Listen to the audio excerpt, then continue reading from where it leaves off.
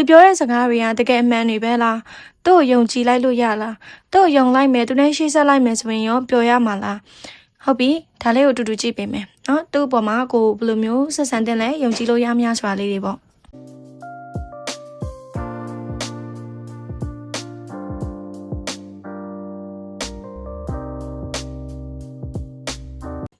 ကဲကိုထင်နေရဲ့အတိုင်းပဲเนาะကိုစိတ်ထဲမှာကိုတန်တရားများနေသလိုပဲ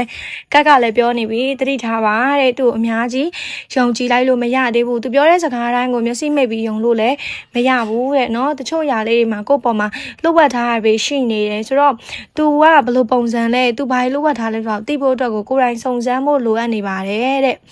နောက်တစ်ခုအနေနဲ့ကတော့ तू ပြောတဲ့စကားလုံးတွေ तू ပြုတ်မှုတဲ့အရာတွေအဲ့ဒါတွေရဲ့90%ကတော့အမှန်ဖြစ်ပြီးတော့ကျန်တဲ့90%ကတော့သူ့ကိုယ်သူကပိုချစ်လို့ကိုယ့်ကိုဒီလိုပြုတ်မှုတာဖြစ်နိုင်တယ်။ဘာကြောင့်လဲဆိုရင် तू ကသူ့စိတ်ထဲသူ့ရဲ့နှလုံးသားထဲကကိုယ့်ကိုတောင်းတတယ်ကိုယ့်ရဲ့ပုံစံကိုကြိုက်တယ်ဒါကြောင့်ကိုယ့်စီရောက်လာတယ်ချစ်တဲ့အနေထားမပါသေးဘူး။ဒါပေမဲ့ तू ကိုယ့်ပြောတဲ့စကားလုံးတွေထဲမှာတော့ तू တကယ်ချစ်တယ်လို့ပုံစံမျိုးတွေပါနိုင်တယ်။ဒါကတော့ဒါသူ့စိတ်ထဲကတောင်းတချက်အရာပြောတာမျိုးဖြစ်နိုင်တတ်တယ်။ तू က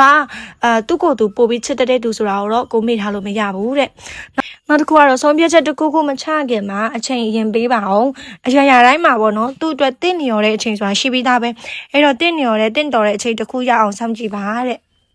အချိန်တစ်ခုကြာလာလို့ရှိရင်အဖြစ်မှန်တွေကပေါ်လာမှာပေါ့နော်သူတကယ်ချစ်မချစ်ဆိုတာလဲသိလာရလိမ့်မယ်တဲ့နောက်ဆုံးတစ်ခုအနေနဲ့ကပြောတာတော့ပေါ့နော်ကိုကသူနဲ့ပတ်သက်ပြီးရောတဲ့စိတ်ပင်ပန်းမှုတွေပင်ပန်းလွတ်နေမှုတွေရမ်းများနေရဲ့တဲ့ကိုယ့်ရဲ့ကျန်းမာရေးကိုလည်းကြည့်ဆိုင်ပါအောင်တဲ့နော်ကျန်းမာရေးထိခိုက်နိုင်တယ်တဲ့အဲ့ဟာလေးကသတိပေးနေပါတယ်ခြုံမြပြန်ပြောရမယ်ဆိုတော့သူ့အရင်မယုံနဲ့အချိန်တစ်ခုစောင့်ကြည့်ကိုလည်းကြည့်ဆိုင်သူနဲ့ပတ်သက်တာပဲအမြဲတမ်းတွေးမနေနဲ့ပြီးတော့ तू က self love များတဲ့သူဆိုတာတော့ကိုယ်စိတ်ထဲကတိပြီးတော့လက်ခံထားဖို့လိုအပ်တယ်